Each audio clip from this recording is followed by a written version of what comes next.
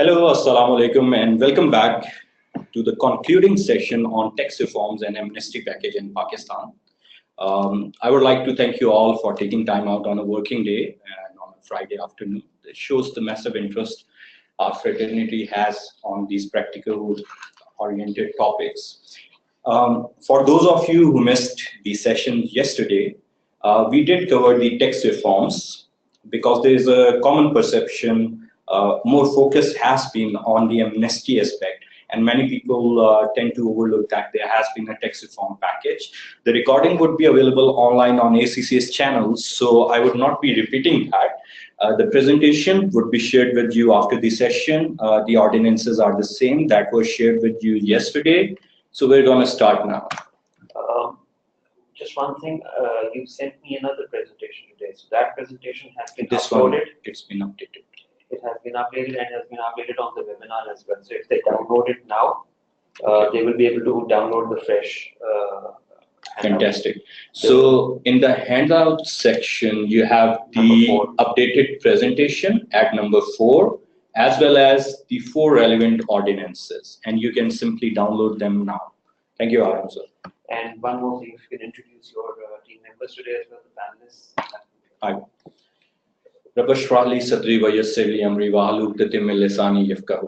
Oh Allah, open my heart and ease my task for me and remove the impediments from my speech so that they may understand what I say.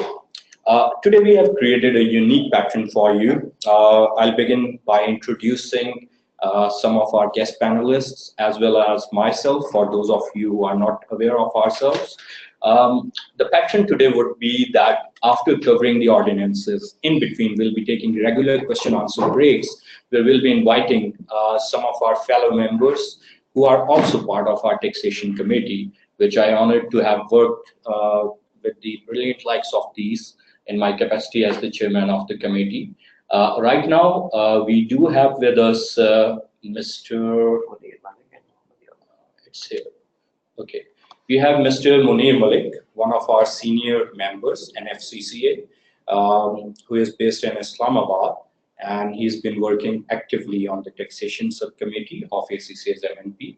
We also have with us Yawar Muhammad, who is based out of Peshawar, also another very talented and senior ACCA member. He's also on our ACCA taxation committee. We welcome you both, Moody and Yawar. Thank you for joining us. And they'll be contributing with us in this session today in the question answer session. So with that, let's start. Most of you would already know me. For those who don't, just a quick intro. I'm an FCCA and also honored to hold qualifications such as CFA, anti-money laundering, fraud prevention specialization, etc., along with 15 years plus fund of experience in top positions, working both in Pakistan as well as abroad. Honored to have received the Exceptional Public Value Awards and National Advocacy Awards by ACCA. I'm a member of the Global Tax Forum and chairing ACCA's Taxation Committee as well. Have extensive experience as a top taxation expert, currently serving as a managing partner corporate services at Millennium Law and Corporate Company, and also sit on the board of some corporate entities. With regard to training, I'm honored to have on my portfolio having conducted mandatory promotional trainings of government officers at MPDD and having conducted programs at various corporate, public sector, educational entities, etc., the likes of National Bank, Habib Bank, Lahore Chamber, Karachi Chamber, Pakistan, Lahore, Karachi Tax Bar, our very own ACCA, Barrier, UAT, etc. For those of you who like to read, I'm a regular contributor on these technical issues in various English language dailies outlined here, ranging from Nation Time, Pakistan Today, Express Tribune to research journals such as Blue Chip. Also a life member and 4-time serving chairman Liaison Committee Lahore Tax Bar, member of the MNP, and have served on the Finance, Economy and Taxation Committee of Lahore Chamber, advisor to several parliamentarians on taxation economic affairs, and also sit on the board of a few think tanks. That's pretty much about me. I'll skip the next few slides which just detail the key association and listing of academic professional associations. Just a quick professional acknowledgement that several research reports and obviously the formal copies of the ordinances have been used, and thanks to State Bank of Pakistan, National Bank, Finance Ministry, some financial institutions, and our own firms whose proprietary research has been used in this. The topic is such that we can extend it as much as we want. However, ACCA had designed the topic so that all the vital elements would be covered within the time period that we have, and we'll try to meet that within the time constraint. So, topic index, we have gone through the introduction and highlights. We have discussed in detail the tax reforms that have been made, their impact, etc. We have gone through one of the major ordinance, the local declaration of domestic assets ordinance, and we were moving on to foreign assets declaration and repatriation ordinance, which is the other major ordinance. We'll finish that, and then we'll in the last session go with the economic reform amendment and income tax amendment ordinance, which are not that bulky, so we should be able to run through them fairly quickly. Q&A session has been listed separately, but as you know, we'll be having regular Q&A session after the end of each topic. So these things were already discussed yesterday. You can download the presentation. We discussed the impact of various moves that have been made with regard to improving the tax structures and the reforms, the amnesty. So let's begin with the Foreign Assets Declaration and Repatriation Ordinance 2018. Yesterday, we went through the ordinance for the domestic assets, and we saw how they were defined, what were the prohibitions, what were the limitations, what were the applicability, what were the specific rates for certain categorizations, and how the assets were to be categorized. We also went through the process of claiming amnesty for the domestic assets. Now we are going to do that for the foreign assets. So in your hands out section, if you click on number 2, ordinance foreign assets.pdf, you'll have this in front of you.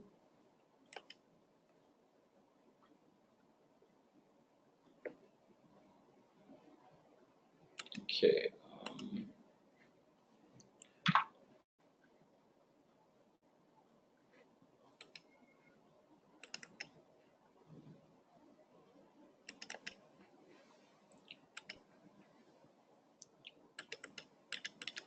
I hope you can all read this. So if you can just quickly let me know that this is readable for all of you. Just a quick response.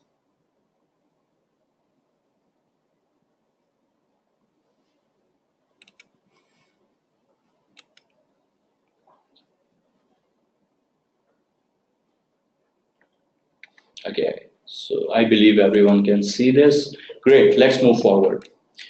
So this is the ordinance with regard to the foreign assets that we have been referring to yesterday. Let's start with this. So we have the normal legal jargon in the beginning, the introduction of the ordinance under clause 1, article 89 of the Constitution, the reference to that under which the ordinance has been promulgated. Then we have the title and commencement date. And then we have the definitions. These are important from a legal perspective because you may have a certain concept of a particular term in your mind, but it may be that that's the very definition that's been used here, but it may be that that's somewhat different from this definition. So it doesn't matter what impression you have in your mind. The definition that's written here is the one that would prevail. So first of all, the cost of acquisition of the mortgage assets mean the sum of all the mortgage payments that have been made and any other mortgage cost with regard to the acquisition of the asset. The declarant means the person who is making a declaration under section 5.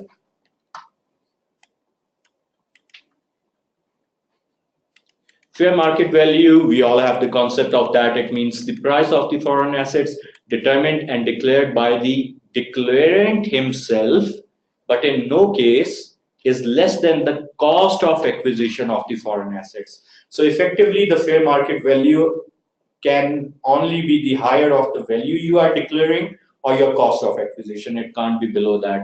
But this is interesting that you, the declarant, by you I mean someone availing the amnesty, is the one who has to determine the fair market value, and there is no reference to any procedure challenging that.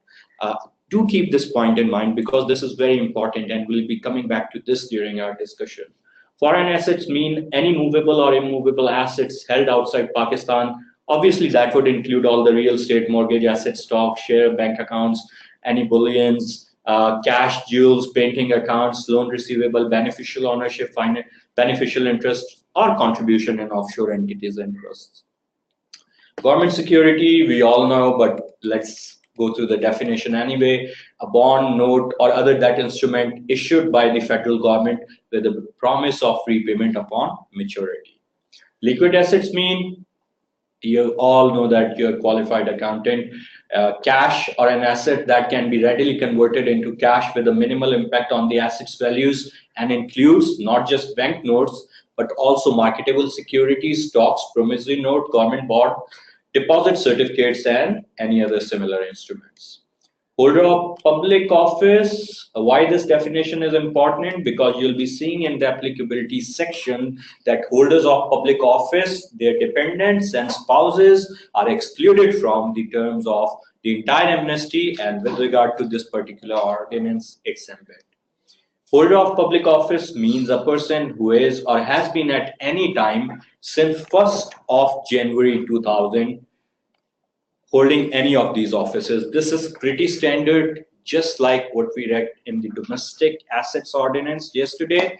So it covers the federal government, all the way from president, prime minister, to the cabinet, ministers, advisors, to the provincial government, chief ministers, speakers, provincial ministers, advocate generals, etc., the judiciary, chief justice, justices of federal Sharia court, high court, judicial officer, or anyone holding an office or post in the service of Pakistan or any service in connection with the affairs of the Federation. So obviously, we have discussed this yesterday. It would also cover your local government. Your local government, like the chairman, mayor, or vice chairman, deputy mayor of Zilla Council, municipal committee, etc., etc. This brings us to clause number 3. There has been a discussion that what if there are certain other laws which are in conflict with this ordinance? Is this ordinance really providing blanket protection, or are there some loopholes? The way this works is the law ministry, when enacting any law, be it through the process of enacting an ordinance or going through the route of act, do make sure that they cover all the loopholes. Like we had 4 ordinances, 2 of them were new, focusing on this one, the foreign assets that we are covering today, and the one we covered yesterday, focusing on the domestic assets, plus 2 amendment ordinances which amended the existing laws, the Economic Reform Act 1992 and the Income Tax Ordinance of 2001. So they pretty much tried to make sure that everything is covered, but because there is always a chance of a human error, a possibility something might be left out, or somebody might bring something up later on which was not so evident during the process. So the standard terminology is included, that the provision of this section shall have effect notwithstanding anything to the contrary contained in any other law for the time being in force. In plain simple English, this overrides everything else. So application. The provision of this ordinance shall apply to all citizens of Pakistan wherever they may be, except holders of public office, their spouses and dependent children. Now this is very interesting. Why? I did discuss this point yesterday. For those of you just joining in today, I'll just briefly touch upon that.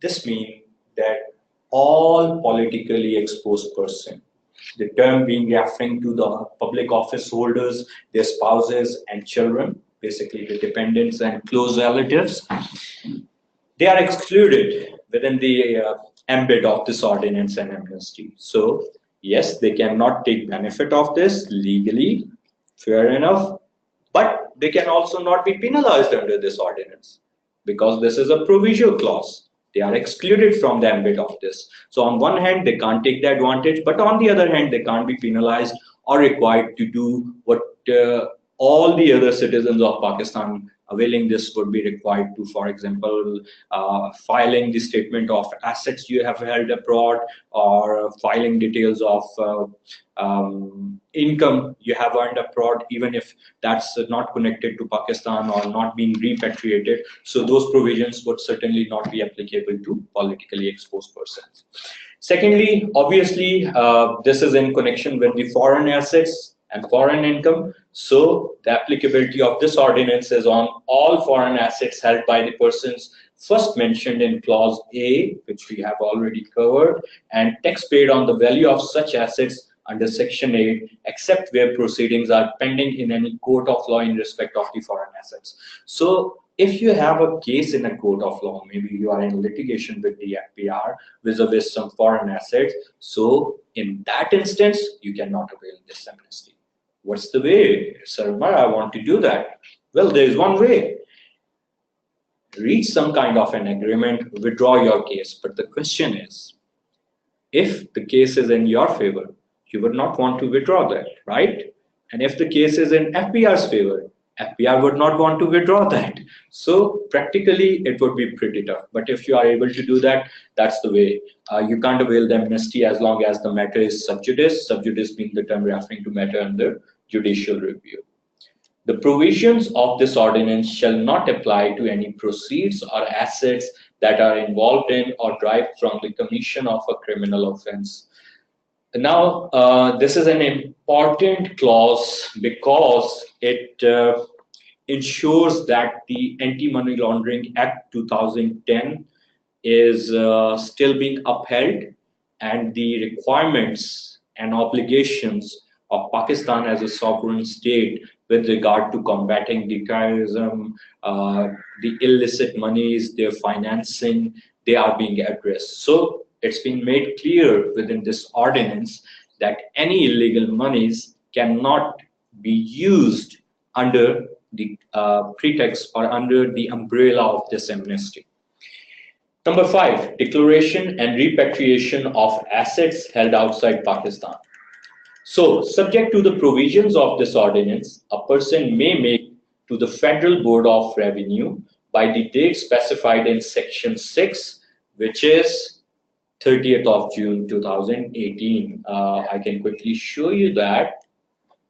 So, Section 6 is period of applicability. The declaration and repatriation under Section 5 shall be made on or after 10th of April 2018, but on or before 30th day of June 2018. So basically, this is a window of 2 months and 21 days.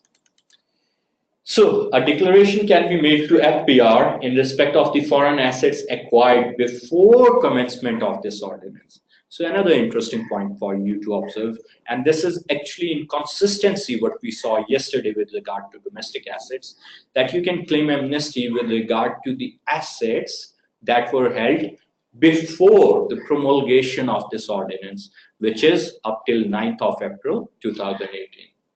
The value of a foreign asset shall be fair market value as defined in Section 2. And do you remember what was in Section 2? The value that the declarant is declaring would be presumed to be the fair market value. The declaration of the value and tax paid in respect of the foreign assets shall be in a manner as set out in Form A of the schedule to this ordinance. Let's quickly go to schedule because it would make more sense if we are going through the things and connecting them rather than waiting for the relevant sections. So this is Schedule A. It's quite similar to the form we saw for the domestic assets, and this is available basically online on FPR's website.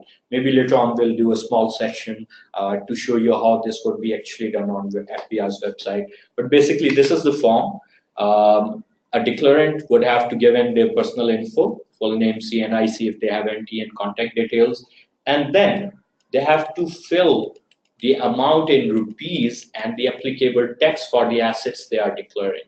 In foreign assets, we have these 4 categories: liquid assets, which are not repatriated to Pakistan, they would be taxed at 5%.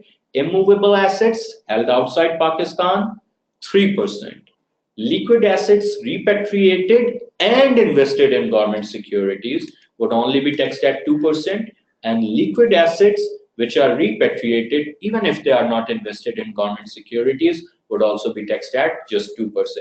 So you just give a gross total and you attach the evidence of the tax paid, the bank challan, basically the CPR, computerized payment receipt, with this, and you're pretty much done. In the Form B, you just have to give a description of the assets, foreign assets you are declaring. If it's a foreign currency bank account, you provide the details. Then if there are any other assets, other liquid assets such as securities, stocks, promissory notes, government bonds, DCs, deposit certificates, or other similar investments, you provide their details. Any movable property, you provide their address, size, and the jurisdiction, Switzerland, USA, UK, whatever it is. Then in the end, you sign this oath, the verification that it's pretty standard terminology. You are basically confirming on oath that everything that you have stated is true to the best of your knowledge and belief, and you have not concealed anything therein. And you simply sign that, submit that to the FPR, done. You are legal. All the money would be wiped then. So let's go back to where we left from section 5.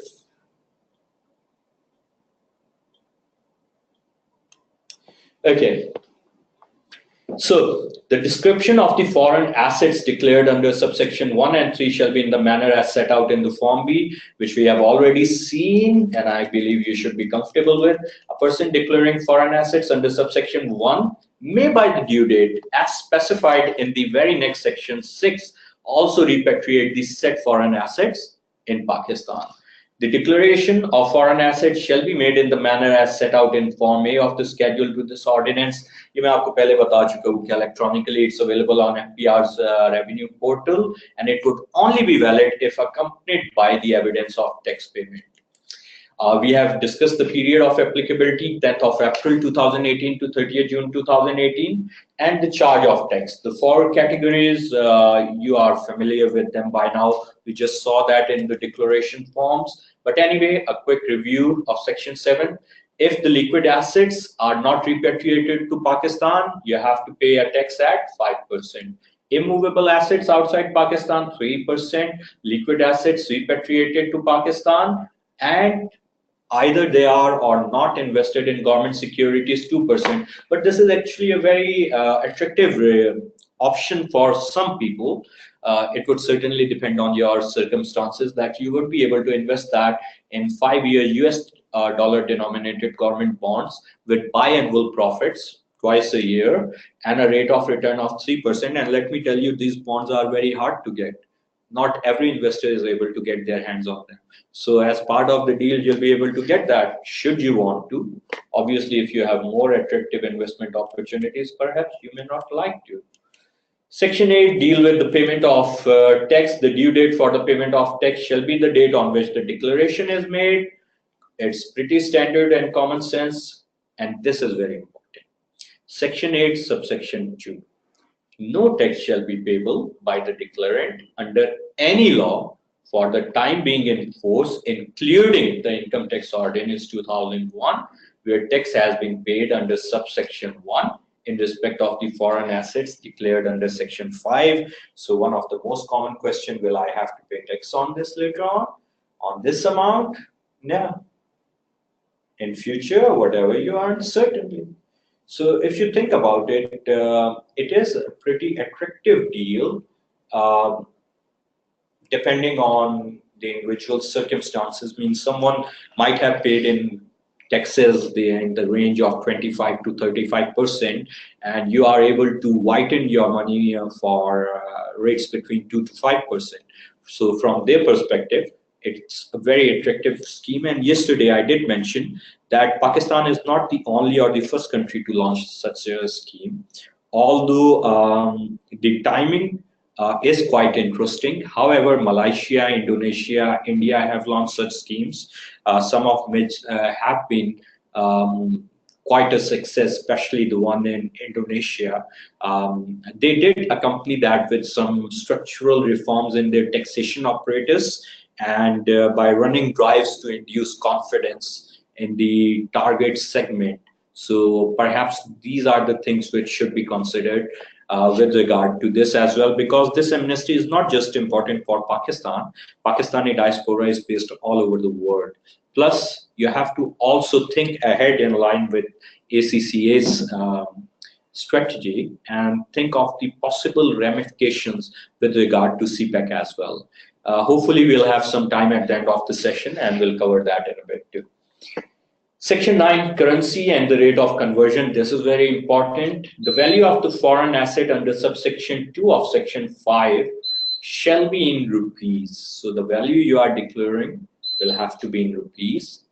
The tax payable under section 8 shall be paid in the US dollars as specified in form A of the schedule to the ordinance. So that brings us to the interesting question. What would be the applicable conversion rate? Well, it should be pretty obvious to you, being the qualified accountants. The value in rupees under subsection 1 shall be converted to the US dollars at the State Bank of Pakistan's rate, applying between the US dollar and the rupee on the date the declaration is made under section 6 and the tax is paid under section 8. In plain English, on the date you make the declaration, State Bank's US dollar to Pak rupee rate would be used as the conversion rate. Nice and easy, nothing complicated. The mode and manner. The SPP shall notify the mode and the manner of the repatriation of liquid assets in Pakistan, deposit of tax in US dollars in State Bank of Pakistan, and the deposit of tax in rupees in the income tax account of the Federal Consolidated Fund. Incorporation in the book of accounts, where the declarant has paid the tax under section 8 and made a declaration under section 5, they would be entitled to incorporate this in the book of accounts, any such foreign assets. So basically what it's simply saying is that all these foreign assets would now be legitimate and you would be able to incorporate them within your accounts, within your income tax return, and anything, any record you may have to prepare for yourself or for the government bodies henceforth. Henceforth, be referring to the date when you make the declaration. For the purposes of the Income Tax Ordinance 2001, the cost of acquisition of foreign assets and the date of acquisition shall be deemed to be cost of acquisition, the value you declare. Date of acquisition, the date you declare. Again, nice and easy, nothing complicated there. Section 12 is interesting and 13 is very interesting. We'll be paying more attention to that. Investment in government securities under serial number 3 of the table in section 7 shall be made in accordance with the scheme to be introduced by the government of Pakistan through the State Bank of Pakistan by notification in the official gazette specifying the periodic rate of return and the period for the rate of return and period of maturity. It's basically standard terminology giving State Bank the right to govern this investment area, because normally this is State Bank's domain. These government securities are governed and run by them. Confidentiality. Now this should dispel the apprehensions of many businesses. I was actually discussing with some of the key businessmen in the chamber this morning that how are you viewing this amnesty scheme. And what I realized was that there was a huge, tremendous lack of information. And there are serious misunderstandings. People certainly, businessmen hardly do that. It was obvious they haven't read the ordinance. But what was more surprising, it seemed like their financial teams haven't either. Because they were coming up with ideas like, maybe we would be taxed again, my accountant think. After the amnesty, I would be taxed again. So I told them, no, sir, you won't be unless the law is changed or struck down by the court. Now, that's an interesting question, which we'll leave to the question answer session, that what can happen legally and how would the people availing this amnesty as of now would stand should they were to avail this right now. With regard to clause 13, confidentiality, notwithstanding the provisions of section 3 of subsection 3 of section 216 of ITO 2001 Income Tax Ordinance, the Right of Access to Information Act 2017, and other laws for the time being enforce particulars of any person making a declaration under this ordinance or information received in any declaration made under this ordinance shall be confidential. First thing, any declaration you make under this ordinance would be confidential, period. Subsection 2 of section 13.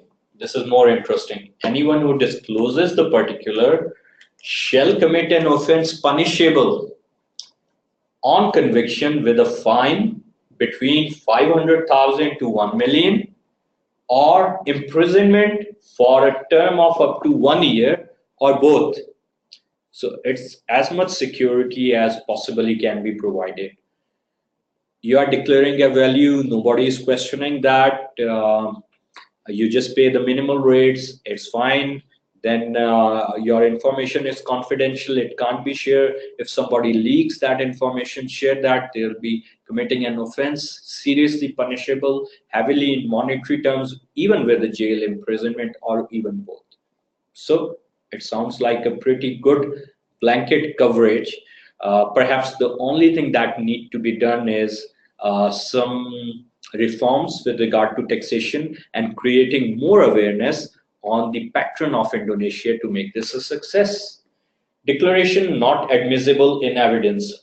This is even furthermore strengthening the protection provided under this ordinance to the potential declarants, that notwithstanding anything contained in any other law for the time being enforced, nothing contained in any declaration made under section 5 under this ordinance shall be admissible in evidence against the declarant.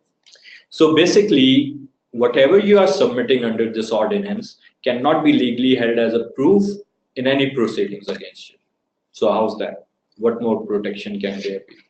Removal of difficulty, if any difficulties arises in giving effect to the provision of this ordinance, then the federal government is empowered to make such order in writing as is not inconsistent with the other provisions of this ordinance in order to remove such difficulty. Last but not the least, if you make any misrepresentation under this ordinance in a declaration, that shall be deemed null and void and deemed to never have been made under this ordinance. So if it can be proved that somebody made a misdeclaration, they lied, they misrepresented, then that's null and void. But the question would be, what mechanism can make that happen? So with that question in your mind, I'll go to our panelists for the question answer session, and can you please type your questions? Any questions that you may have, feel free to answer. Feel free to ask any questions that you have. And we have with us Mr. Munir Malik and Mr. Yawar Mohammed. Munir and Yawar, can you please unmute yourselves?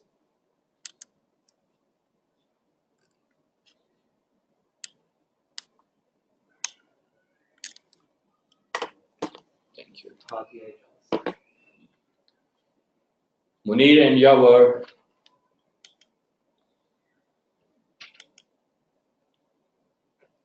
So we have first question from Hadia Ijaz. When investing in government securities, there should be some more favor in rate. Well, it's a comment, but very quickly, Hadia, you'll be getting 3% extra return. Isn't that a favor?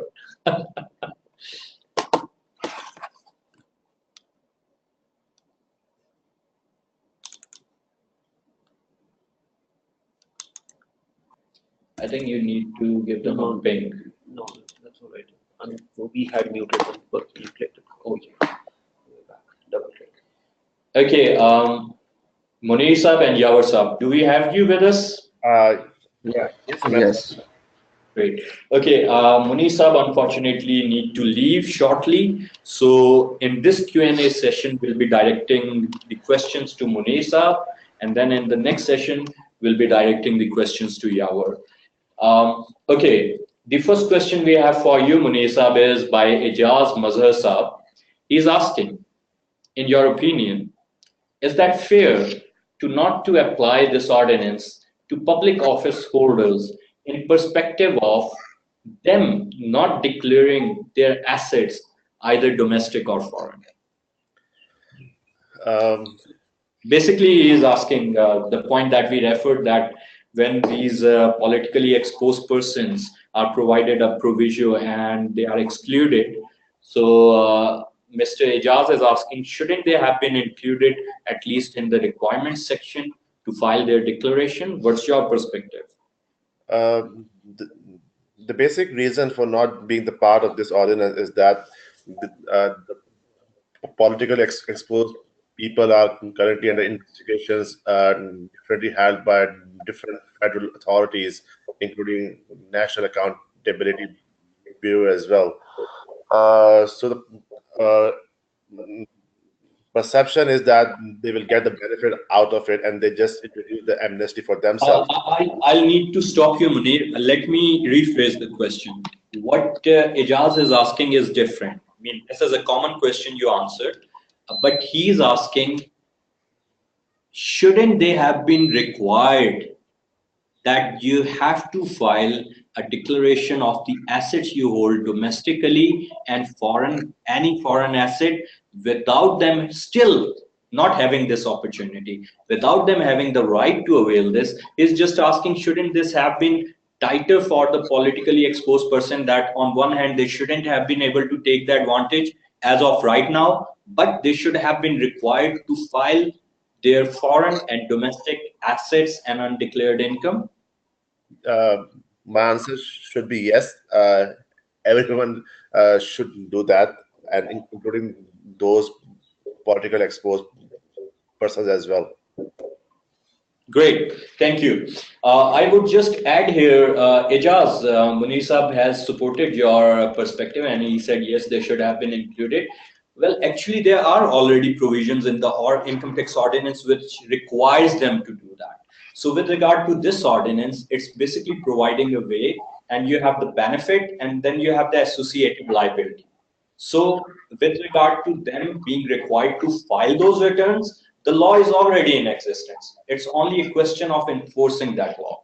The next question we have is from Mr. Hamid Khan. Hi, can you please share some regional country schemes? I think we have answered that, Munisa. We referred to Indonesia, Malaysia, India.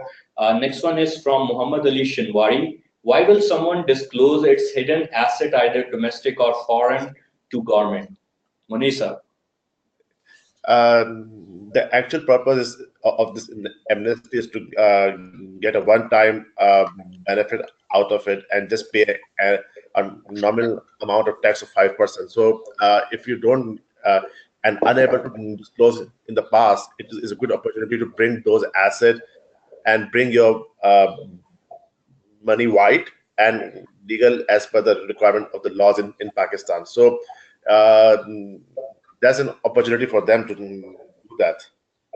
Okay, so Munisa is saying because it's an attractive opportunity for them to whiten their money and just basically remove any irregularities that exist at a very nominal cost.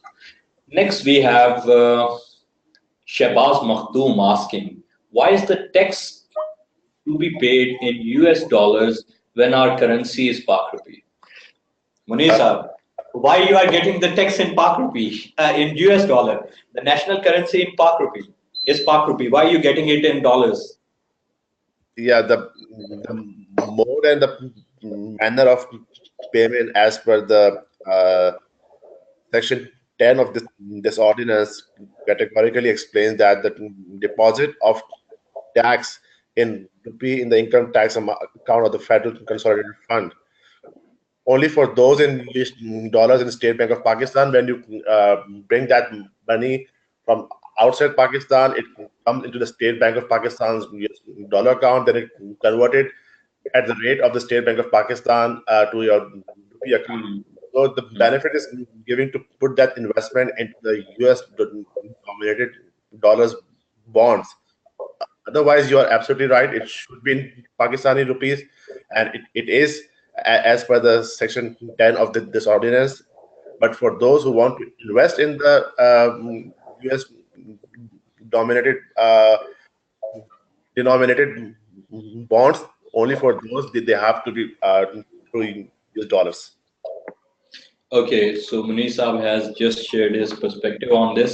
Well, I would add that the entire reason for this amnesty, one of the largest justification was that Pakistan is currently facing a serious current account deficit in addition to the fiscal deficit. And Pakistan's foreign account reserves, foreign currency reserves currently stand at 11.3 or $4 billion, and with some major repayments, if we do not get the necessary inflows, then they can, as per IMF and certain monetary institution, fall to 9.3 to 9.5 billion, which would be very critical come June. So one of the key aim was to shore up the reserves as well. So by having the tax in US dollar, this is basically in line with that aim, that you would be getting US dollars. With regard to Pak rupee, the State Bank can print that. Yes, there would be problems, there would be higher inflation, the rupee would be devalued, etc. But they have the authority to to print that. With regard to dollars, there are basically a few ways you can get that. Borrow the dollars, increase your exports, so you get more dollars, or that there is repatriation of dollars in the country, foreign exchanges coming into the country. So this basically fall in the third perspective. Munisa Shehbaz Makhdoom Saab has also asked from you, what is the benefit of investing in government bonds when in fourth row of the Form A, it says foreign assets repatriated in Pakistan will also be taxed at 2%. So he's saying if I just repatriate my assets in Pakistan without investing, I'll still be taxed at 2%. Why should I even consider investing in government bonds? Is there any rationale? Is it attractive? Absolutely. As rightly mentioned by you during the presentation, those bonds currently have access only to some highly selective investors, and most of the people around the world have no access to those. So if you being the part of that credit club, it would be an opportunity to be part of that. And on top of that, you will get additional rate of return on those bonds, which will make and will cover the taxes paid by you here in Pakistan at the rate of 2%. So at net, you will gain out of it. Very well elaborated. Thank you, Munisa. Next one is Muhammad Ali Shinwari asking, will this be continued irrespective of a change in government? Now you got a bouncer, Munir. Answer that. Yeah, actually, before the change of government, this ordinance has to go through the eyes of the court of the law, because there are some applicants who already filed the petition challenging this ordinance in the courts in Pakistan. So before the change of government, we have to face it, and this is quite unfortunately that in Pakistan the things have changed with the government. The consistency in policy is a thing which ACCA always Advocates. highlights and advocates in the past as well. Great, thank you. Just a quick addition here that although you can't really comment on any sub judice matter, but the trend and the precedents have been that normally policies which have benefit people, if they are deemed illegal, they are stopped henceforth. It is very rare and extremely technical for a court of law to declare any national scheme or amnesty such as these as void ab initio. You can't really 100% be sure, because at the end of the day, a judge has to decide the matter. But the past trend and the precedents are such that normally it's done henceforth, which means that anyone who has availed it till now would still have the benefit. The case in point, if you do remember, in the era before the last government, there was an amnesty scheme with regard to customs and cars, and then that was challenged in the court, and then the final outcome was that the people who have availed got the benefit, but it was stopped henceforth. So just a point to give some confidence to the people concerned about this. Next one is from Taslim Faraz. Who will ensure that politicians and holders of public office get the benefit or not? So basically, Taslim is asking Munir that how would someone know that a person who is declaring under this ordinance is not a politically exposed person, especially when their information cannot be shared. It's a criminal offense to make that information public. There is a confidentiality clause, and there is no clear-cut public information about any potential criteria to vet the applicants. Obviously, the confidentiality clauses was added to give the protection to the people so that the information should not be made public and comes into the media as well. But yes, you are absolutely right. The checks are only available with the government, and they have the checks to make sure that those person should not avail that amnesty scheme. Thank you. Irfan Ali is asking, when you are not asking the source of income, then how you can assure yourself that the money earned is not from any illegal activity? Well, he actually elaborated it from any drug-related or terrorist activity. So another good Yorker for you, Munir. Enjoy the questions.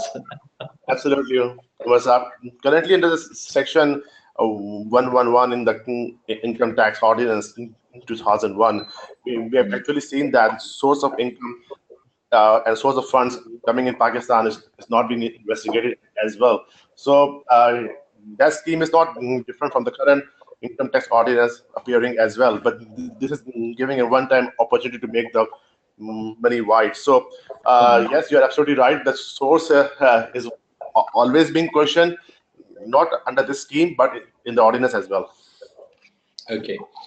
The next one is from Mr. Usman Yusuf asking if foreign assets are bought from foreign earned income. Even then, does the individual need to pay the tax, as foreign tax is already paid on while earning these income? Does it not result in double taxation? Okay, Munir, he's asking that if somebody has been earning a foreign source income, nothing to do with Pakistan, paid their due taxes, would they also need to declare those assets here and pay this tax? If they do, then wouldn't that be double taxation? If the person who earns the foreign income and paid the foreign tax, ideally they should declare those assets in the wealth statement in the past. But if they missed out, they can declare it in the upcoming statements and make sure that they have the evidence available for all the taxes paid. Okay, thank you. And don't you think PEPs from declaration may reduce the confidence of excluding? Shabazz Makhdoom is asking, don't you think that excluding politically exposed persons from declaration may reduce the confidence of ordinary declarants in the scheme? Actually, this will strengthen their confidence because the perception is that the scheme is being launched in the past for only to make sure that the politicians get the benefit out of it. So this is the first time the scheme is being directed to only the businessman and not the politicians. So Shabazz, on the contrary, it should serve to increase the confidence. Babar Fatuk is asking, do you have any insights into FPR's assessment vis-a-vis the potential revenue generation from this scheme? Yes, as rightly mentioned by the Umar Saab in one of the question answer, that Pakistan is in a serious trade deficit at the moment and balance of payments. So this scheme has helped the other regional countries like Malaysia, Indonesia, and India. If the scheme becomes successful, it will definitely help Pakistan as well. Great. Do you have any figure, any thing you have heard, what they are aiming for, how many billions? As per the study of the different professional firms from over the years, the Pakistanis have more than $100 billion outside Pakistan in the form of the money which is not legally declared in the tax statements in Pakistan. So if that out of that 100 billion, some billions come in here, it will definitely help the country. Great, fantastic. Shah Zaman is asking why the rate is so low. What are the chances of the success of this scheme? Actually, you just need to see the background around the scheme. Not only in Pakistan, but around the world, there's a crackdown going on the illegal money. So that's the benefit the Pakistan authorities want to take. Because if we would not be able to offer the amnesty to them, maybe the money would not be come back to Pakistan, and maybe tapped somewhere in the bank accounts outside Pakistan. So make the tax rate low is to just to attract them so that they can bring them in Pakistan, and from going forward, that money will help us. Great. Adil Nasser is asking, what will be the double entry for incorporating domestic or foreign assets in the book of accounts? So back to the school for you, Munesh. The Uh, double entry. it would be basically you are declaring your assets definitely in the wealth statement, but on the other side you have that luxury to not to disclose as an income being the part of the income tax ordinance for the first, and that's the difficult part for an accountant to dissolve it. Hmm. Well, I think one entry could be, for example, with regard to businesses, it could be you debit the assets that been declared and just credit them straight away into capital. So you have just bought that into the capital, and similar strategies can be used for individual. So that would serve the purpose. It would still hide the source if somebody doesn't want to declare that and balance the workbooks. You know, we accountants are actually, in fact, finance professionals is the term we use. We are very creative. We always find a way. Okay, next up, Muhammad Ali Shinwari is asking, Shivani, in fact, sorry, which class of people will be self-willing to disclose those assets to government on which they are not currently paying any taxes? Ali, I think Munisab has answered that already, that anybody who has undeclared wealth has this chance to remove the illegality at very low rates. So it should attract them, should sufficient confidence be used in the scheme. Ijaz Mazhar is asking with regards to the annual tax filing, would the individual need to disclose assets or they will be the tax return? Monisa. No, as mentioned in the ordinance as well, any information disclosed here is not being the part of the income tax ordinance, and you not need to disclose that in your income tax ordinance and paid tax again. True. Plus, the return is to be released around June, August or September, likely in September. So that's the pattern. By that time, all the thing would have been finalized. 30th June would have gone, and one would believe that, as you have also rightly pointed out, in the wealth statement there would be some additional columns to declare the assets that have been announced declared under this amnesty, which shouldn't really impact the tax calculation, just a declaration so that it can be included henceforth. So yeah, that's great. Ijaz Mazhar is also asking that other than Form A, which is believed to be filed before tax returns, so that's part of that question you have answered.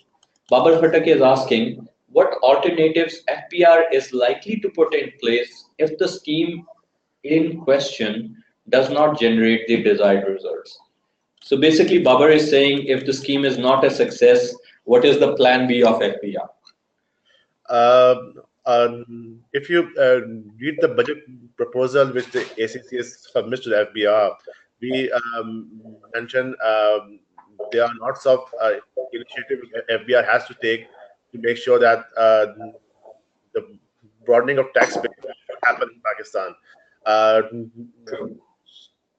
but obviously, to tap the assets lying outside Pakistan is not easy for the FBR as well, because under the income tax ordinance, we are not required to investigate for the money beyond 6 years. So avenues currently available with the FBR is very less and few. So Munisa, perhaps you would also like to refer here to the OECD convention which Pakistan has now signed, and FPR has the powers to request information from foreign authorities. That might also act as the plan B. Also with regard to the our proposals you just referred. Maybe you would like to expand on that. Yeah, absolutely. The OECD convention with Pakistan has signed and is going to effect from the 1st of January 2017. The information sharing is going on, and FBR can take the advantage of that as well. But keeping in mind, this exercise is going to take lots of time and maybe years to come. And this is an opportunity to just have a assets coming in Pakistan in just a matter of few days. So an ideal opportunity for those who want to make sure that the assets are legal and white. Legal. Thank you. Muhammad Ali is also asking, is there any minimum amount that could have been waived, that is no tax, even then they were not declared before? So Ali even want a below taxable limit in this amnesty too. Ali, there is no such thing. Come on, it's just 2 to 5%. But the answer is no. Hadia Ijaz is asking how double taxation treaty concept affects amnesty taxation procedure. Munir sir. Yep. This amnesty and is solely for the purpose of those assets who never been declared in the wealth statement in the past. Under the double tax treaty, the concept is that is to avoid the taxation 2 times for those entities who have operations in the foreign countries as well, and they are declaring their assets regularly in their statements in Pakistan. So we have to distinguish these two: the double taxation impact and this amnesty scheme. Great. Usman Yusuf is asking, what is the purpose of this amnesty scheme? If you have legal money earned to purchase foreign assets, as criminal proceeds are not eligible under this scheme, why some pay tax on white money which he fails to declare? So you need to clarify this to Usman between the difference between monies gotten from illegal activities and the tax evaded money. Please. Yeah, absolutely. If you are particularly sure that you have earned the money and pay the taxes on it and just fail to declare it, in the next time, and by in the June or maybe September, you would have a chance to declare those in the wealth statement, and then you can convince the tax authority that you have paid the taxes. This scheme is for those who never paid taxes on the money and never declared that in the statements. Great. Johri Lal is asking, I suppose double taxation treaty will help those persons to avoid double taxation on their legitimate income which has already been taxed at foreign country. Yes or no? For the double taxation, yes, but this scheme is, as I mentioned earlier, is different from that. True. Irfan Ali is asking, what is the frequency of such amnesty schemes in different areas of the world? We are introducing such schemes time and again. Don't you think this scheme will encourage people to hide and wait for such schemes to legalize their money? Yeah, that's the part which we need to consider it, because we have witnessed that in the income tax ordinance, we have introduced a section on the cash withdrawal taxation from the bank accounts. We have introduced the concept of filers and non-filers, and the regional countries have done the same, but not for over the years, but for the 1 year only to get the data out of it, and then try to tax those peoples. We should not make this scheme as a part of the revenue generation, but this should be one of initiative to make sure that those who are unable to declare the money and unable to pay the taxes should pay them at once, and point forward, you have the record of those people and make sure that those people being part of the income tax ordinance as well. Great. Mohammed Iqbal, if new government make changes in ordinance that those who have declared their assets in the scheme will be accountable for tax evasion. Iqbal, I think this has been answered before. There are certain clauses in the constitution which prevent that a taxpayer or a beneficiary cannot be penalized retrospectively like that. If the parliament passes such a law, then there would be a big question of future confidence in the government initiatives. So while there may be a chance of the scheme being stopped henceforth, whether it would be avoided ab initio or such measures would be introduced might not be that likely. Anyway, this has been answered before, discussed before. Usman Yusuf is saying, what is starting date from which undisclosed assets can be covered under the scheme? Yeah, it was mentioned in the ordinance as well that undisclosed asset before the 10th date of of. February. 10th of February. So Ijaz Mazhar is thanking. Salman is saying, I understand that the scheme is being introduced in hopes that it will counteract the deficit that we are facing, one of which is IMF loan. Now, IMF have strict anti-money laundering policies in place, including those relating to terrorism financing. Therefore, when we make payments to IMF using our revised assets newly declared, are we certain that IMF will not express its reservations over such money? Munisa.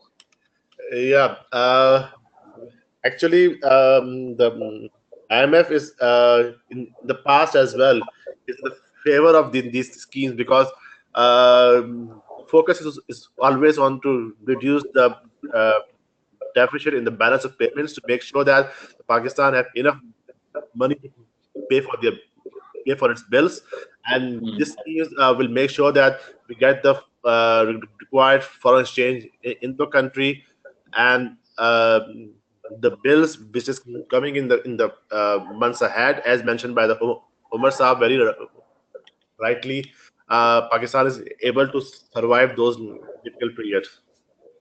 Great. Thank you very much, Munisa. We do realize we have just run a bit over 5, and you have been very patient in answering the question. We thank you for your time today. Thank you so much, Umar Saab, and thank you, ACCA, for being having a nice host for this wonderful session. You're most welcome. Have a good day. Okay, guys. So let's move back to the session. How do I make this go away? Minimize.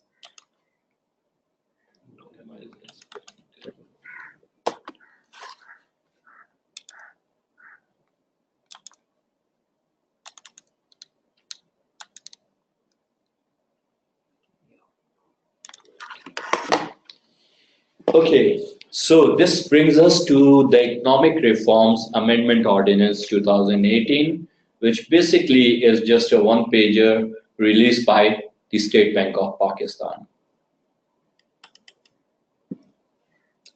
It's available on State Bank's website as well, should any of you want to see the original. Okay, so promulgation of the Protection of Economic Reforms Amendment Ordinance 2018 has been done. It says authorized dealers may find enclosed a copy of the Protection of Economic Reforms Amendment Ordinance 2018, in terms of which Section 5 of the Protection of Economic Reforms Act 1992 has been amended. Why it has been amended? Because this amnesty basically requires certain protection vis-a-vis Section 1114 of the Income Tax Ordinance, which also ties up with the Economic Reform Act 1992. So accordingly, Para 1, subsection 4, Chapter 6 of Foreign Exchange Manual 2017 stands revised as under. Foreign currency accounts can be fed by remittances received from abroad, travelers' checks issued outside Pakistan, whether in the name of account holder or in the name of any other person, and foreign exchange generated by encashment of securities issued by the government of Pakistan. a foreign currency account of a citizen of Pakistan, resident in Pakistan, can also be fed with cash foreign currency only if the account holder is a filer as defined in the Income Tax Ordinance 2001. So basically, this is one of the reforms we discussed yesterday that has been enacted by way of this amendment in the Economic Reforms Ordinance 1992. What this says in plain simple English is, henceforth, no non-filer can operate a foreign currency account in Pakistan. All other instructions on this subject remain unchanged. All authorized dealers are advised to bring the above instructions to the notice of their constituents and ensure meticulous compliance. So while if you are based in Pakistan, you are a citizen in Pakistan, resident in Pakistan, and you are getting foreign currency from abroad, you might be still able to receive that in your account, but you cannot go and deposit cash in your accounts. Which brings us to the next topic, which is the Income Tax Amendment Ordinance, which is the last of the 4 ordinances which we have to cover. And I think before we proceed on to this ordinance, which really should be the last topic of the day, let's have a few questions with Yawar Saab, who has been waiting very patiently. Yawar Saab, can you please unmute? Yeah, sure. Great. Thank you for waiting, Yawar. Good to have you here today. Likewise. So the first question for you is from Shahid Khalil Saab. He's asking, can corporates avail this amnesty scheme?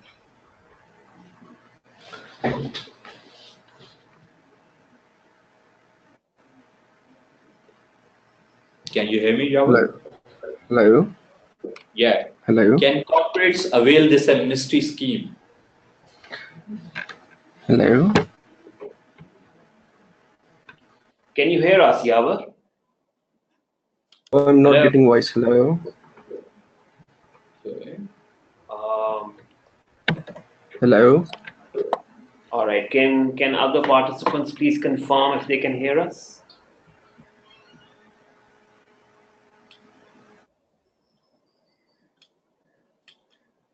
Yes. All right. So So something that with means Yawar. something wrong with Yawar's side. Okay. Up arrow. Up arrow. Up arrow. Yes. Question to us. Yawar, it seems that there's something wrong with your audio equipment. So as soon as you can double check your equipment, you can join us back. In the meanwhile, I think we can continue with the questions. Yeah. So Shahid Khalil, you asked, can corporates avail this amnesty scheme? Yes, they can. We saw that in the ordinances we covered. Shah Zaman is asking, Pakistan is already in grey list, and by announcing this type of scheme, are we giving the world a chance to blacklist us? Well, not really, Shah Zaman. The thing is this, legally the ordinance protect by excluding any illegal monies. We have also discussed this point yesterday that yes, FATF may be interested in knowing what actual procedures and checks are there to ensure though no illegal monies go through this apparatus. So as long as those systems are in place, it shouldn't be a cause of concern. Usman Yusuf, what are the consequences of declaring assets in different periods under this scheme? That is 2014-15 or 15-16. Well, there is no time bar, Usman, so you can declare assets relating to any time period. This would be a fresh start for you at very low rates.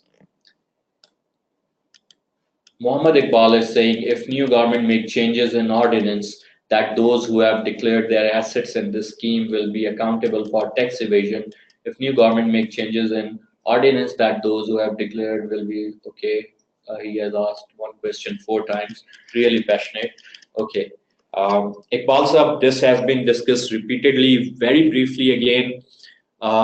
If the government would want to do that, it would have to ensure it passes through the parliament as an act of the parliament. But there should be serious consideration because that would create future interest in any legislation and offer by the government of Pakistan. The precedent has not been that, and even such a move can be challenged in the court of law. Normally, the patronage such scheme can be declared void henceforth. Declaring that void ab initio, though still possible, is very rare and difficult. So while you can't rule out any possibility, the chances are extremely slim, practically next to nil. Hello, are you getting me? Yeah, Yawar, can you hear us now? Yes. Great, Sorry, I welcome back. think some interruption has happened. I don't know. Yeah. No issue, no issue. So Yawar, are you ready? Yeah. Are you getting me clearly? Absolutely, fine as anything. Yes. Yeah. Muhammad Iqbal is saying if new government make changes in ordinance that those who have declared again. Okay. Usman Yusuf has asked assets acquired before 10th of April, the end date.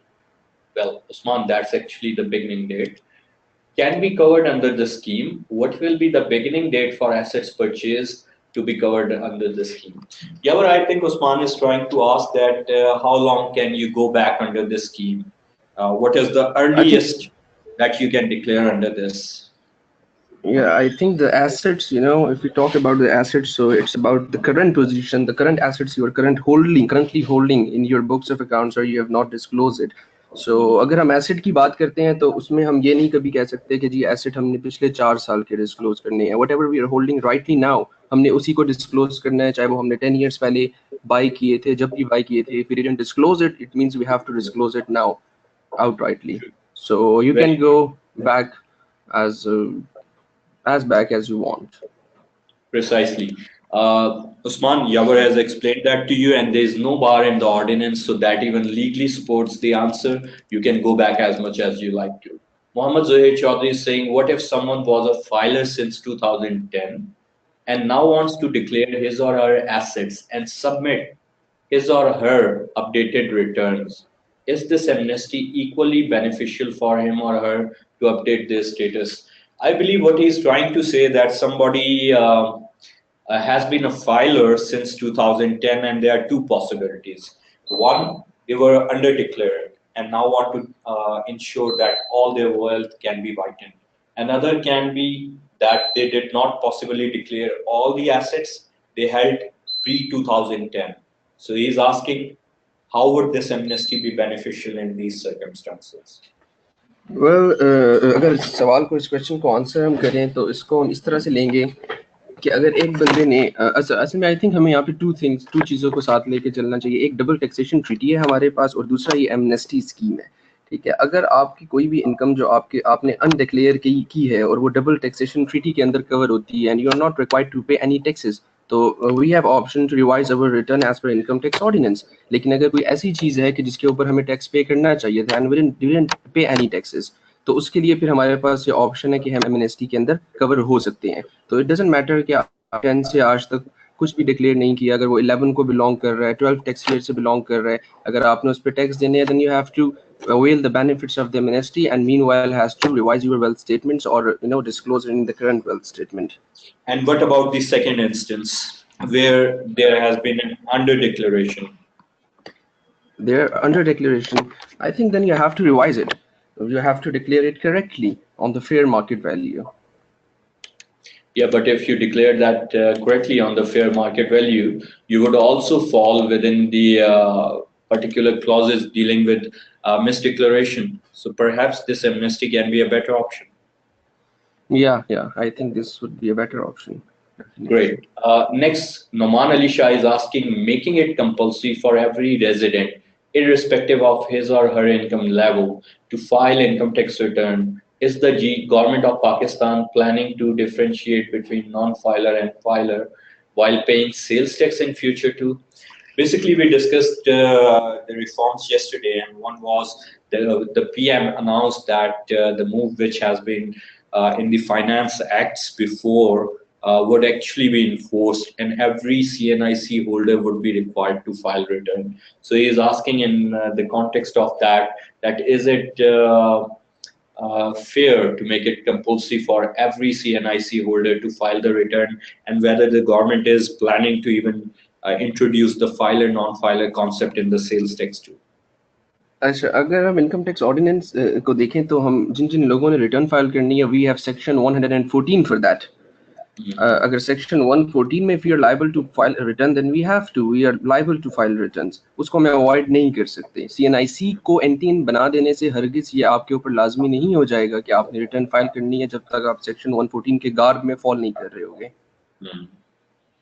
So Which if is you fine, have but CNIC, what they have announced is that they are planning to make some changes, which certainly would mean that 114 would need to be amended as well, and they are going for every CNIC holder being required to file a return.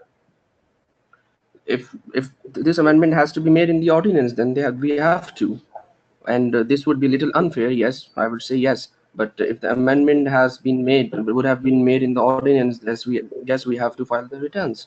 लेकिन जो current status अगर हम देखें तो we have to follow section 114. If they put it there, then we have no other option. Very true. And the answer to second question, Yawar? Can you repeat it, please? Sales tax. Yeah, whether the government is planning to introduce differential rates in sales tax too for filers and non-filers. ये चीज अभी तक तो सामने नहीं आई filer और non filer के लिए. सेल्स टैक्स की बात कर रहे हैं जी. या अभी तक तो ये चीज सामने नहीं आई. Although we have the concept of further tax here. If the person is not registered तो उसको फर्दर टैक्स बिजनेस को पे करना पड़ सकता है. लेकिन अगर हम कंज्यूमर की बात करें तो आई डोंट थिंक कि ये कॉन्सेप्ट जो है वो इंट्रोड्यूस किया जाएगा कभी. And would be very hard. I mean, think your local corner shop, Karyana shop, would have to buy a computer to check whether you are a filer every time you are buying grocery. Yeah. They can't check this thing, I think. Even if they want to do something, as you rightly said, that can only be done on a corporate level. Okay, thank you. We have the next question from Usman Yusuf. What will be the rate of tax on foreign movable assets, that is vehicle, under the ordinance just covered? Usman, I think we have covered that in the ordinance. The rate in this instance, if you are just declaring that asset not bringing that to Pakistan, would be 5%. And if you liquidate that asset, bring that to Pakistan, then the rate would be 2%. The next question we have is, can Mr. Yawar explain to me the eligibility to submit the return as he mentioned as per section 114? I think you need to see section 114 for that. It's a long list, and I don't think so. I can read out that list. I think you need to study section 114. It's a very long list. So, what can I say? Just download the ordinance and read it. True. It pretty much covers all the possibilities. Practically, only widows, underage children, people who are not earning anything or don't own any property are the exceptions. Anybody else who is practically earning any income or owns certainly defined criteria of property, or even if they don't do now but have submit last year's return, and criteria like that have been covered. So yeah, the best advice is, it's extremely simple in plain English. Download it. If you don't want to download it, the sessions on these are on ACCA's Vimeo and YouTube channel. Just go through the income tax ordinance session, or go through the filing session, and you'll find all the details there. I think, Yago, you did on income tax ordinance this time, right? Yeah. I've covered all the ordinance. Ordinance, and there is detail available on YouTube as well as on Vimeo. Great, fantastic. So, is there any more question? If not, then we'll move back to the ordinance. That was the last question, and mashallah, we have answered all the questions. Great. Thank you very much, Yawar. We'll just finish off the ordinance, last ordinance now, and then at the end of that, we'll take some more questions. Thank you very much for the time. Thank you. So let's move back. With this, we have the last ordinance of the day, the Income Tax Amendment Ordinance. I believe you should all be able to see this comfortably and read it on your screens. Again, the standard terminology, the preface, that how this was enacted, under which clauses, The ordinance is called the Income Tax Amendment Ordinance 2018, and it came into force at once, which was 10th of April. Amendment of the ordinance in the Income Tax Ordinance 2001 in section 111.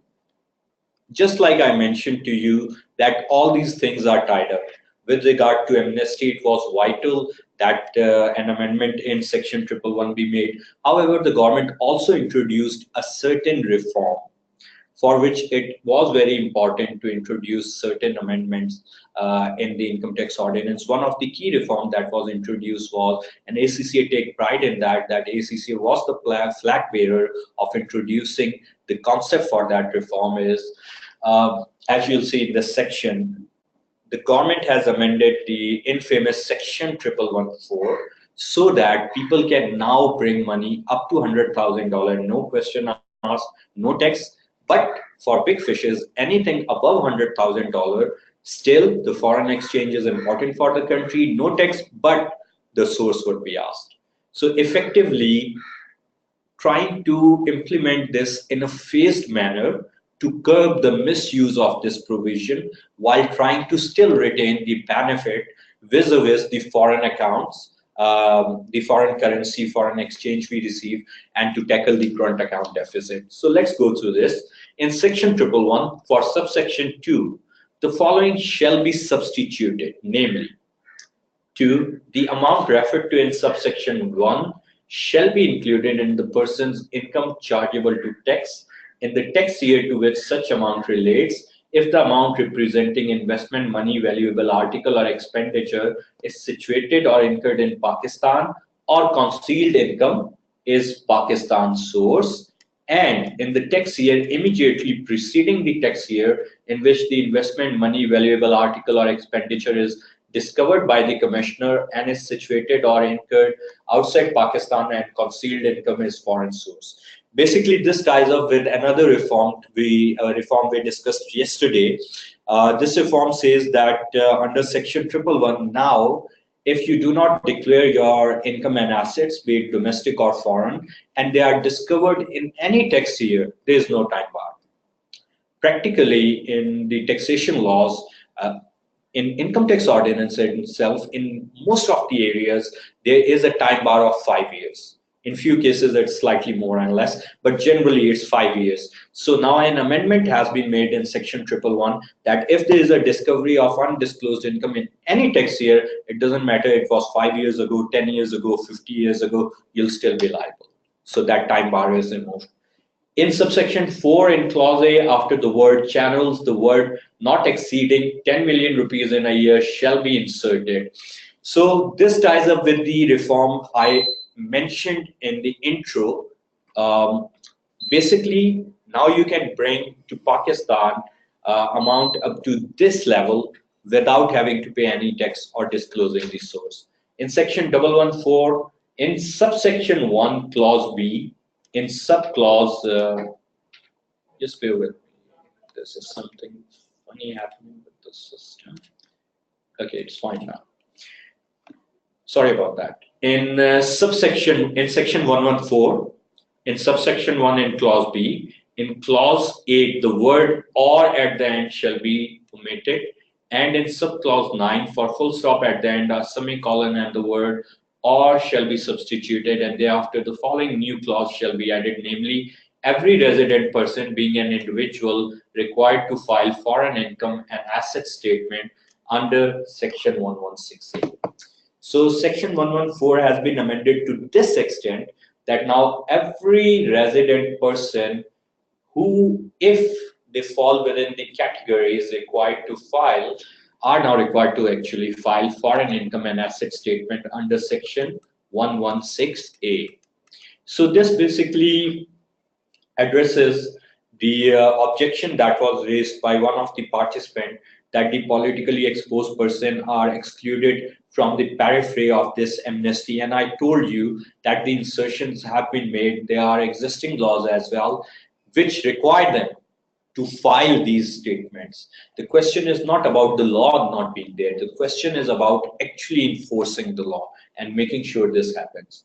So in subsection 2, in clause D, the word and at the end will be omitted. In clause E, full stop and semicolon. Okay, these are just semantics. Let's go to some substance. The clause that shall be added shall be accompanied with a foreign income and asset statement as required under section 116A. So again, even within the amnesty, as you have seen in the forms, the declaration form A and B, you have to give the detailed listing of the assets that you are declaring. In subsection 5, in the proviso, for full stop at the end, a colon shall be submitted, and thereafter the following second proviso shall be added. Proviso is basically another provision that you are adding. Clause provided further that the time limitation provided under this section shall not apply if the commissioner is satisfied on the basis of reasons to be recorded in writing that a person who failed to furnish his return has foreign income or on foreign assets. This is another amendment made for the same reform. Basically, when you make a reform, there are different laws that are being impacted, and you have to amend all of them accordingly. This is what we already discussed with section 116A and requiring you to file the return, and amendment in 114 requiring you to ensure that you file the return, because if you don't declare your assets, even if they are foreign assets or domestic assets, and if they are discovered at any point of time, you can't claim a time bar. You can't say they were older than 5 years.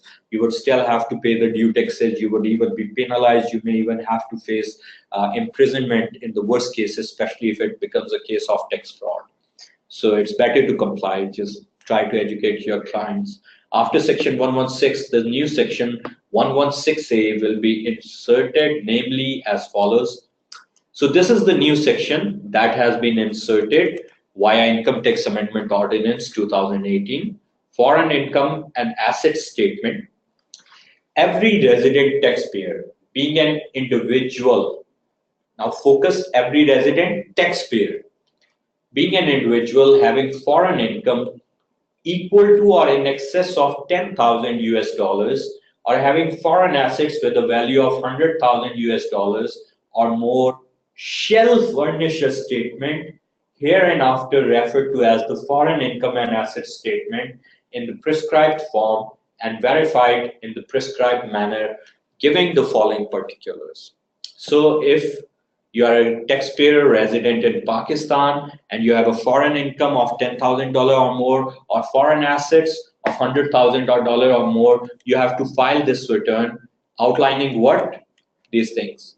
Total foreign assets and liabilities on last day of the tax year, any foreign assets transferred by you to any other person during the tax year, and the consideration for any such transfer. The complete particulars of your foreign income, the expenditure derived during the tax year, and expenditure wholly and necessarily for the purposes of driving the said income. But do remember, this is only applicable to a taxpayer who is resident in Pakistan and who have ATL above taxable limit with regard to the income, foreign income being $10,000 and foreign asset being $100,000 or more. The commissioner may, by a notice in writing, require any person, being an individual who, in the opinion of the commissioner on the basis of reasons to be recorded in writing, was required to furnish a foreign income and asset statement under section 1, but who has failed to do so, to furnish the foreign income and asset statement on the date specified in the notice. So can't evade this. Commissioner can ask you, can discover any time, no time bar, all the penalties would be applicable. In section 118, in subsection 1, again, they are semantics, word or a comma shall be substituted for word or. After figure 116, the expression or a foreign income and asset statement under 116A, if applicable, shall be inserted. These are just insertion to bring the ordinance in line with the newly introduced section. So if you go through the ordinance, it would make sense to you what they mean by replacing comma with or, etc. In subsection 2A, after the figure 116, the expression or a foreign income and asset statement under 116A, if applicable, shall be added.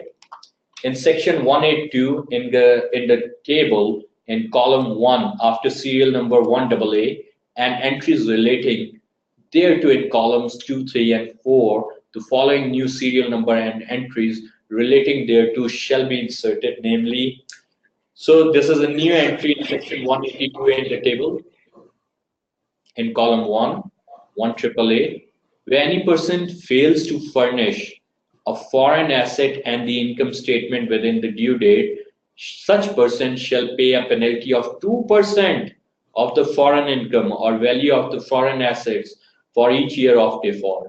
And this is with regard to section 116A. So basically a penalty has been introduced for the case where you fail to furnish this return.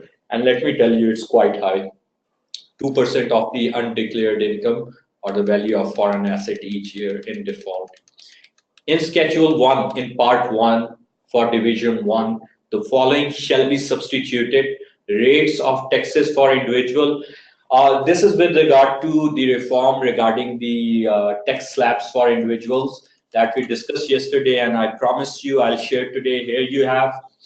Well, congratulations. Instead of 4 lakh now, you have 12 lakh income which you can enjoy tax-free.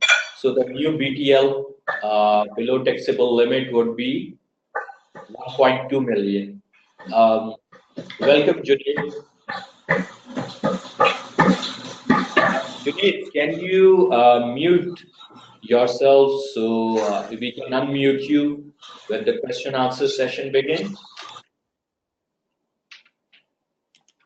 Thank you. So the first BTL limit has been increased to 1.2 million. So up to 1 lakh monthly, you would now you wouldn't need to pay any taxes now. If your income is between 1.2 to 2.4 million per annum, so this would convert to 1 to 2 lakh per month, you have to pay 5% of the amount exceeding 12 lakh.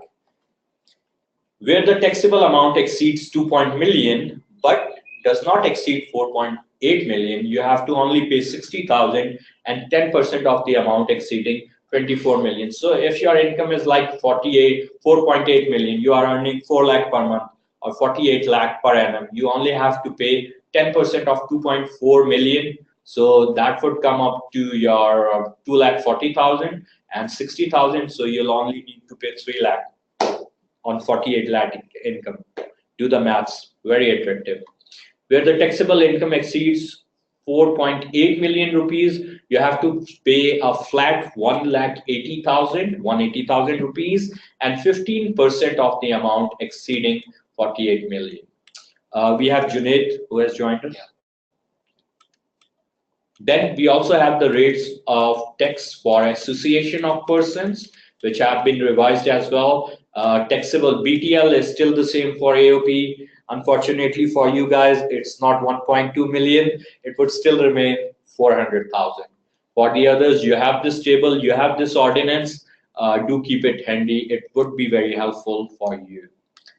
Provided that in the case of an association of persons, that is a professional firm, prohibited from incorporating by any law or the rules of the body regulating their profession, the 35% rate of tax mentioned against serial number 8 of the table shall be 32% for tax year 2016 and onwards. So if you are a professional firm where the regulatory body has prohibited you that you can't incorporate yourself, then if you are earning more than 6 million per annum, your rate of tax would be a flat 19,500 rupees plus 32% for amount exceeding rupees 6 million, and that would be applicable for tax year 2016 and onwards.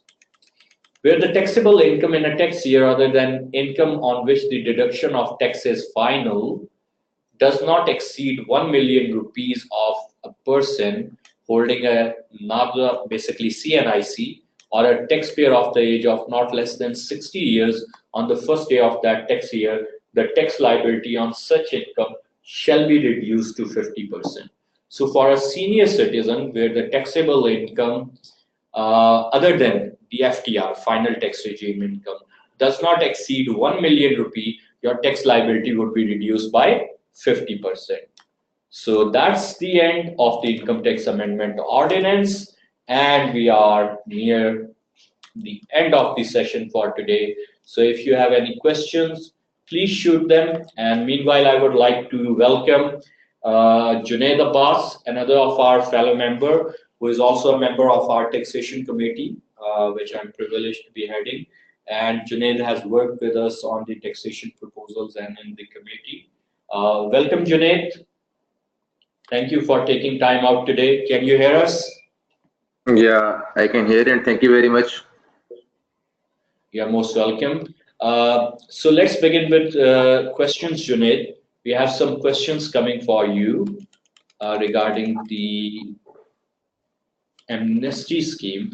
So first of all, we have Mr. Johri Lal asking, under section 114, classes of insurance surveying covered not taxable person. It's not very coherent, Johari. Could you please resend and rephrase what you are trying to ask? Ijaz Mazhar is asking, yes, Mir Saab got the reference of disclosing of foreign asset income. Okay, that's a comment. Muhammad Ali Shivani is asking, what about the tax that has already been deducted from the salary of a person that lies now in the 0% bracket, that is 1.2 million? Junaid.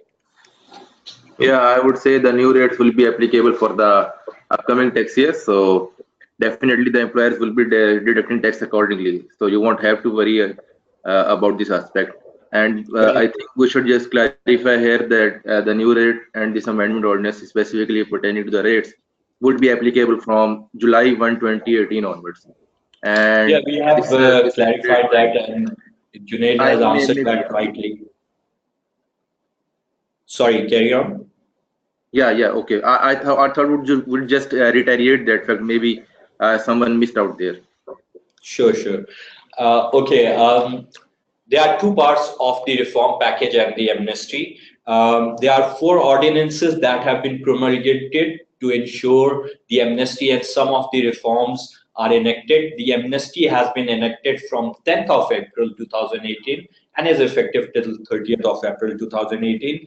However, the taxation reforms, most of them, including the new salary rates, would be upcoming from the new tax year beginning 1st of July 2018, which basically means, Shabazz, that just like Junaid said, you don't have to worry about this because your previous income was rightly taxed and your new income would be taxed on the new rates.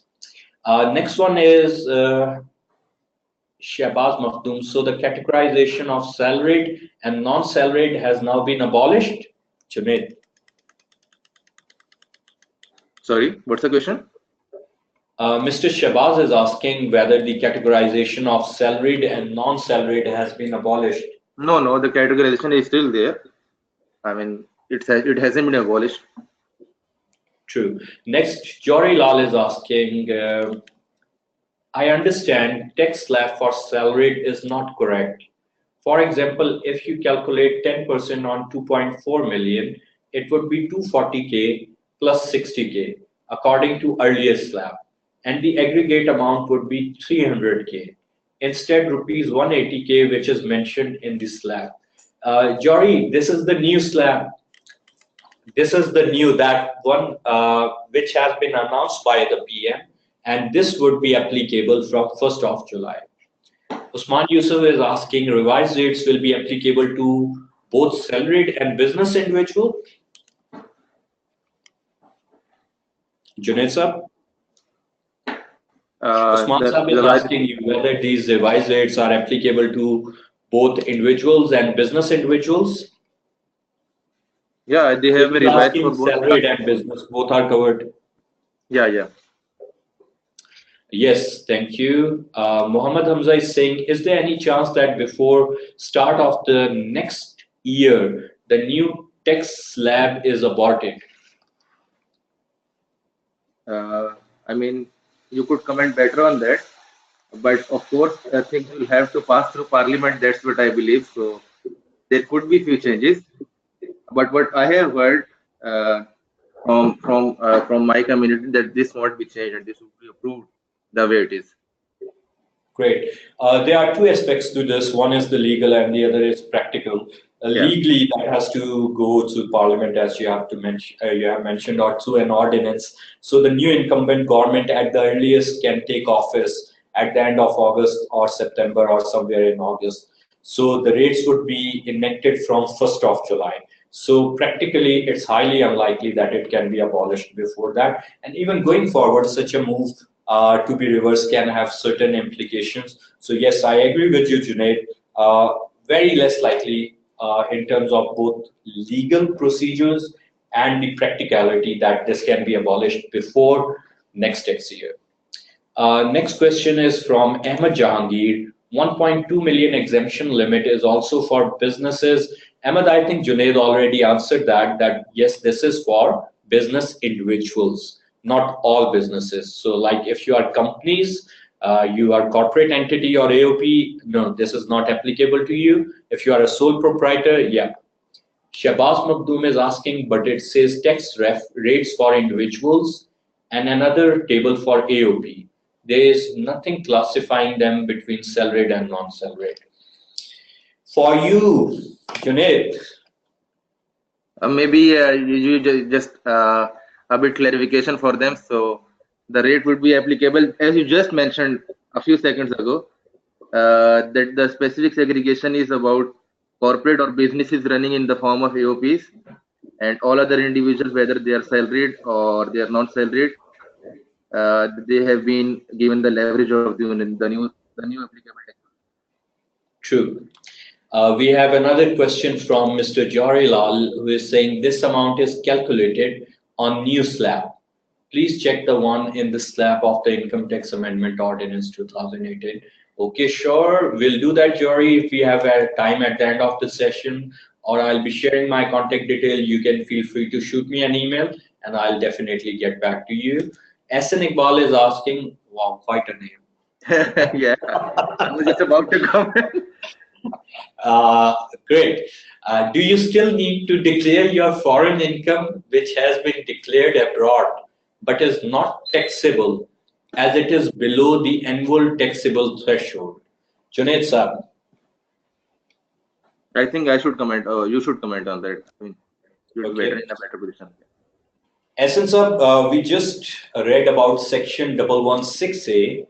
There are two things, whether you are claiming this amnesty or not. If you are claiming this amnesty, you have to declare all. If you are not claiming this amnesty, even otherwise going forward, section 116A has been inserted in the income tax ordinance, which now require that if you are a resident taxpayer in Pakistan. So the first question would be whether this income is while you have been non-resident or you are resident working here for some foreign company. If you are resident and your taxable income is $10,000 or more, then yes, you need to declare. Even if you are resident and your taxable income is less than $10,000, but your undeclared foreign assets are more than $100,000, you would need to make a declaration. If not, there are severe penalties and there is no time bar with regard to that. Okay, SN Iqbal Saab is resident in Pakistan. Where are you based, SN Saab? In Islamabad? Somewhere near the Constitution Avenue? On a lighter note, no, our SN Saab is based in Lahore. Okay, let's move on. Next question is Muhammad Ali Shewani. Will the public office holders have to disclose their assets under 116A? Junaid? Yeah, of course, the disclosure is required. I mean, but the exemption and all that stuff has been specifically mentioned that those who hold a public office, this isn't applicable. Specifically, the amnesty scheme. I'm not sure if he is asking about that thing. That amnesty scheme is not applicable for those public office holders. But other than that, yeah, regarding disclosure, etc., they would have to disclose them. True. So very rightly said. Yes, 116A doesn't make any difference between PEPs, politically exposed persons, and or not. So under 116A, if you are above ATL, above the taxable limit, you have to file, you have to disclose. Doesn't matter you are a politically exposed person. But yeah, if you are talking about amnesty, then section 116A is irrelevant. Under amnesty, you have to declare if you are availing. If you are a politically exposed person, legally you can't avail and can't declare, but come the next tax return season, you would have to declare. So next, Usman Yusuf, kindly differentiate between an act, an ordinance, and the rules. Thanks. Would you like to answer that, Junaid? Yeah, the ordinance has to be passed by the parliament, and after the approval of parliament, it becomes an act. till approval from the till approval of ordinance from the parliament, it isn't called an act and it cannot be enacted. So that's a major differentiation regarding approval from parliament. And you can And maybe extend that, yeah. You can extend on great. What about rules? rules are made by the secondary bodies. Like for example, rules income tax rules are made by the Federal Board of Revenue. Yeah, Federal Board of Revenue. So act is passed by the parliament, and then income tax rules are promulgated by the Federal Board of Revenue in coordination with all other relevant entities, like some maybe some withholding agents which have been authorized by the so Very well, Junaid. Well done. I would just add here that basically Act and Ordinance tell you what the law is, and rules are the practicalities. How would that happen? For example, you have to file a return. How would you file that? You have to pay the penalty. How would you pay that? So the law is enshrined in the ordinance or the act, and how you would actually practically do that is detailed in the rules. Let's move on to the next question. It's by Muhammad Hamza. If an individual is not resident and does not apply for amnesty, uh, wants to become filer, but wants to become filer, what will be the procedure? Also, will there be any penalty for late filing? Junaid. yes, there will be penalties. I mean, relevant penalties will be levied. But is he asking for becoming filer? Yeah, he's saying that if someone is non-resident and they don't even want to avail the amnesty as of now, what is the process for them to become filer? And when they file the return, would they have to pay any penalty for late filing, anything like that? Yeah, they'll definitely have to file their returns if they want to become filer, and whatever whenever they file the returns and FBR's active tax list is updated, like it's updated every Sunday. So after that update, their name will be included in the filer list. Great. Very well said. Perhaps you'll also like to expand on this point that if they are registering for the NTN for the first time, then in the first time they would not have to pay any late filing penalty. However, if they were registered for NTA with NTN before and there was a gap and they were not filing returns, then legally FBR has the option to impose the penalty. But practically, if they have not issued a notice and you are complying and filing return, then the practical standard has been that you are not issued a penalty notice unless there comes a gap in your compliance. Agreed. So with that, we'll move on to the next question by Shaukat Siddiqui Saab. I'm a non-resident. May I need to submit income tax return and wealth statement? I have no income in Pakistan. Junaid Saab.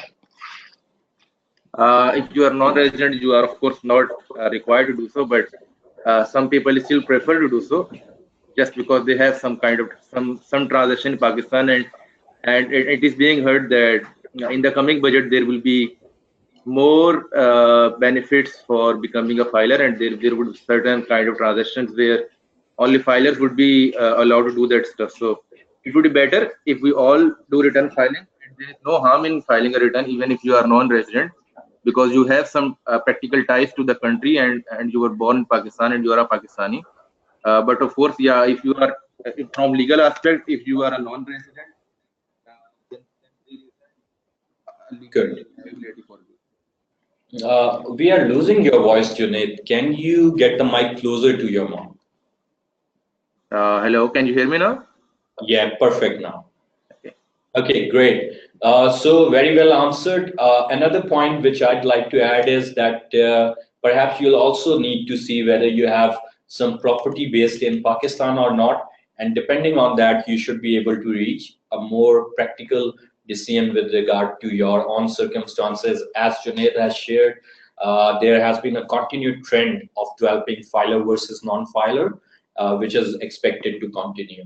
Great session. Keep it up, ACCA Pakistan. Samiullah, thank you. Muhammad Usman, how wealth statement filed in previous years will reflect the changes made under the amnesty scheme? They will not, Usman. You are not required to revise your previously filed bill statement. Muhammad Hamza, thank you. Muhammad Hamza, just confirm at this time, I only have to file 1 year tax return or 2 year return for becoming a filer, in continuation with my previous question. Junaid, same guy who asked about not availing the amnesty and becoming filer. So he's saying whether I need to file just for 1 year or 2 year to get in the ATL. Yeah, he'll have to file the last year tax return, or at least, and if he did have some operations in the year prior to that, it's better to file a return for that year too. Great. So the answer is, Hamza Saab, that you'll only need to file for 1 year to get in the active taxpayer list. But if you have any operations, any income related, or any other activities in the country, it's better to file for the year before. Ali, informative session. Shaukat Saab, thank you. Thank you, guys. We still have a few minutes. Hamza Saab, okay, thank you. Okay, we have another question. We have a few minutes, so if you have some questions, make use of the time. Johari Lal, could you please, could you guide how to get refund check, which a person has already claimed, but even after Holi, didn't get the refund check. Today, how would you get refund check from FBR? I would first of all start praying, and I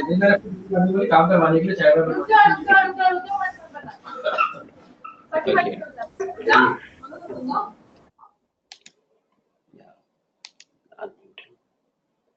Junaid को unmute कर दें. Correctly. अब वही कर. Okay. Sorry about this. Junaid, continue, please. There was some issue. I was saying that first of all, I would start praying that I do get a refund, and the second step would be like keep trying, and maybe of course there will be a day when government will issue refund. That was on a lighter note. Yeah. Okay, Junaid is on a lighter mood. He has said keep praying. There would come a day you'll get the refund. I would suggest, Jory, Junaid is right. It's very challenging to get the refund, but it's not impossible. However, it varies case to case. Whether you're talking about an individual, a corporate entity, what is the volume, what is the section, all these things, if properly pursued, there are certain ways you can still get the refunds. So if you are interested about your specific case, as I promised, I'll be sharing my contact details in a while. Feel free to send your query, and inshallah, I'll try to get back to you as soon as possible. Ijaz Mazhar is thanking everyone. Thank you, ACCA team, for these sessions. And I think we are done with the questions. I'll just wait for a few seconds. If somebody has any more questions, we actually also have another honorable member of our taxation committee joining us, Mirza Fasiuddin Beg Sahab. So if you guys have any question, we can ask him too. Fasi, you came very late. We have literally answered dozens and dozens of questions. Yeah. Murtaza Barucha, thanks. Muhammad Iqbal, without paying speed money, you can get refund. Muhammad Iqbal, you may be very surprised, but let me tell you this. Even without paying speed money, you can get refund. Murtaza Barucha, thanks. Very informative. Okay. Any other? Okay, we have a question from Muhammad Ali. Junaid, if you could mute yourself and let us have Fasi Saab answer this question so that he can also participate in the session. And thank you very much for your contributions. Fasi Saab, if you can unmute your mic, please. But also, please move to a quieter room. Okay. Are you there, Fasi Saab? He's self-muted.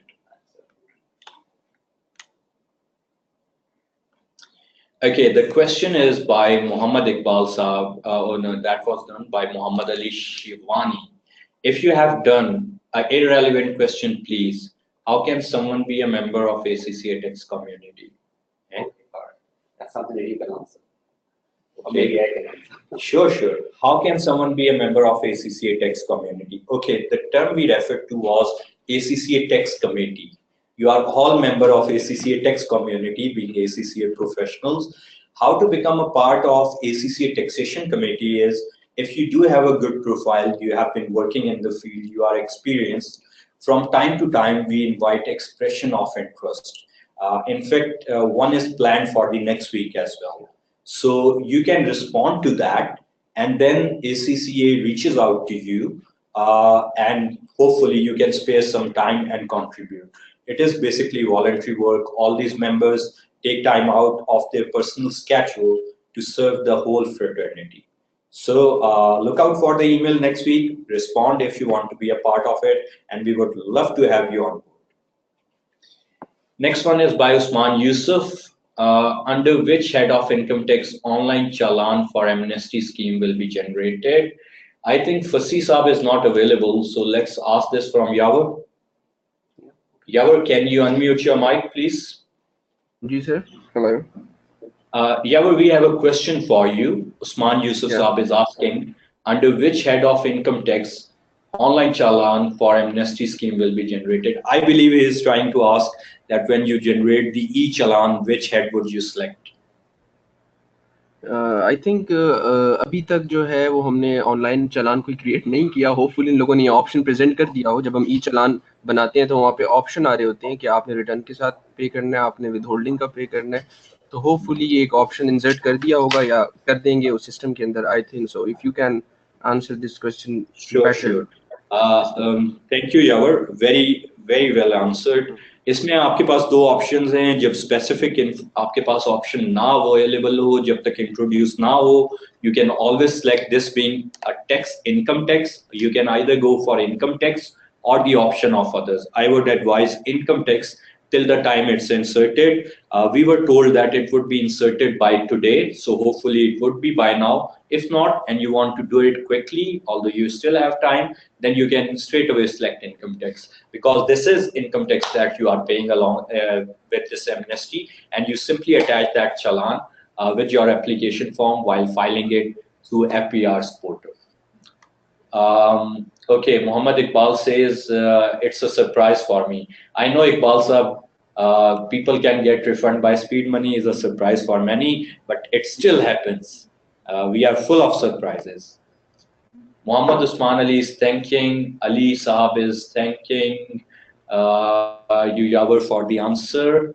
And I guess that's the end of the session. So with this, as promised, you have the contact details on your screens. Feel free to send an email. You have any specific query, you want to get in touch.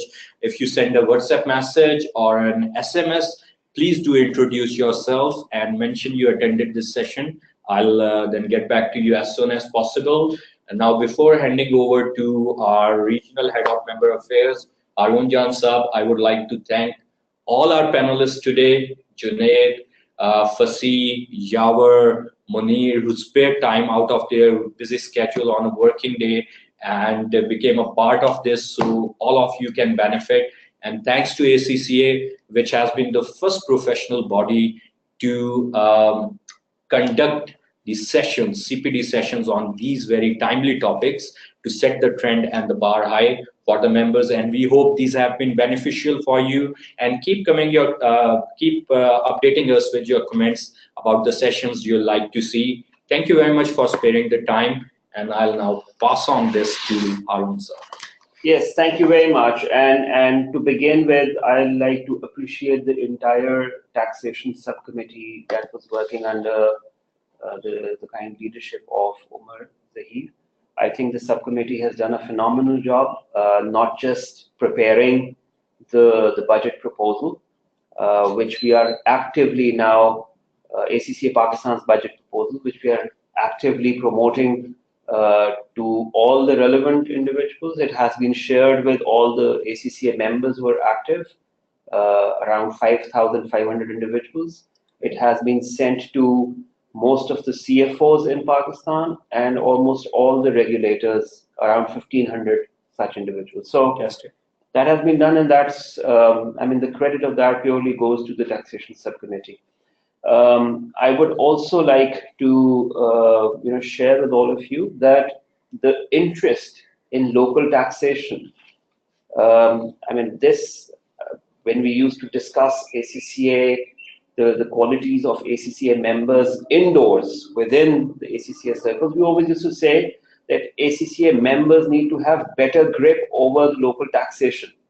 And let me share with you that Omar as an individual and all the subcommittee members and Yawar also, they've done a phenomenal job in raising the bar of the taxation knowledge within ACCA members across Pakistan. And that once again is a very, very commendable job. And we are actively going out now promoting our members as tax experts to the regulators, to the ministry, and to various other forums. So that's very important. You might like to mention about Miftah Saab's. Yes, and you know, Omar had the honor of meeting the finance minister only earlier in the week on Monday. Representing ACCA, presenting Yes. ACCA's budget. Yes, as a representing ACCA and you know carrying the ACCA budget proposal with him. And Miftah Saab was so impressed with the work that the subcommittee had done and Omar had done that he'd invited ACCA and the representative of the taxation subcommittee to his office for a one-on-one conversation around the upcoming budget. So I think that's a big success. And I think there are going to be many more successes like this going forward. In our previous meeting with the State Minister for Finance, ACCA has pitched that we would want to be on various think tanks around taxation in Pakistan, and this proposal of ours has readily been accepted, and we will hopefully be invited to many other active tax forums going forward. Now with the government change, I think we'll have to press a reset button once again. If the same government comes back, we'll continue. If the government changes, we'll have to, you know, maybe kickstart a bit, but I think the foundation has already been laid. One very important announcement, and since there are quite a few ACCA members sitting here, with the taxation interest, we had successfully created a LinkedIn page for tax advisory, I think around 4 months ago. Now, and all these talented, brilliant tax professionals who are the part of the taxation subcommittee are already a member of that LinkedIn page. Now, all we had to do was to openly announce this page to all the members to join in, and you know, regularly on a routine basis, ask questions, ask for advice, consult each other, share opinions, share the latest developments around the taxation field. So I think that is going to be a very, very interesting move. And I think outside of the UK, in Pakistan, this is going to be the first, I mean, within the ACCA community, it's going to be the first such forum which is going to help its members to, you know, to get advice on important tax matters. So I think in the time to come, and hopefully within the next week, we will be able to announce that LinkedIn group, and we would love if you can, if all of these members who have an interest in taxation could join in and regularly be in contact with our taxation experts. So that was all I had to share with you. Can you please come here? All right. Okay.